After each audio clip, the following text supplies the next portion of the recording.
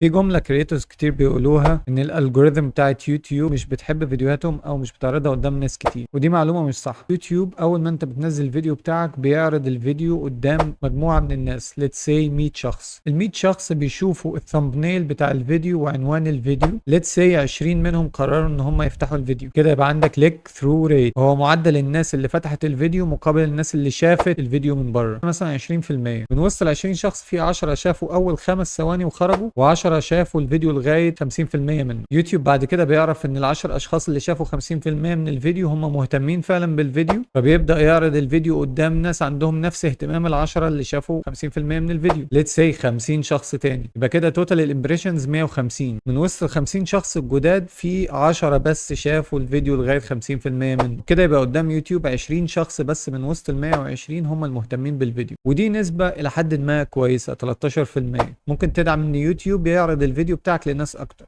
however لو النسبة كانت قليلة let's say 5%، يوتيوب ممكن ما يديلهوش بوش، يسيبه يعتمد على نفسه ويعتمد على ان الناس تسيرش عليه او ان الناس تدخل عليه من قائمة السبسكريبشن. هي مجرد ارقام وانت لازم تهتم بيها ككرييتور. يوتيوب بيهتم بالريتنشن، والمفروض انت كمان، لان لما مدة المشاهدة هتزيد دي فرصة اكبر لظهور الاعلانات، وهو ده اللي احنا محتاجين نوصل له. بالتالي كل مرة تفكر فيها ان خوارزميات اليوتيوب مش بتحب، بدل كلمة الالجوريثم بكلمة اودينس. الاودينس مش بيحبوا الفيديو بتاعك ومش عايزين يشوفوه، وده مش معناه ان الفيديو وحش، هو بس ما جذبش انتباههم او ما حافظش على الريتنشن بتاعهم. فيبقى الفيديو عبارة عن ستوري انت بتحكيها للمشاهدين، مش مجرد معلومات معلومات معلومات وبس كده. لو عندك اي سؤال ممكن تسيبه لي في الكومنتس وهرد عليك في فيديو لوحده.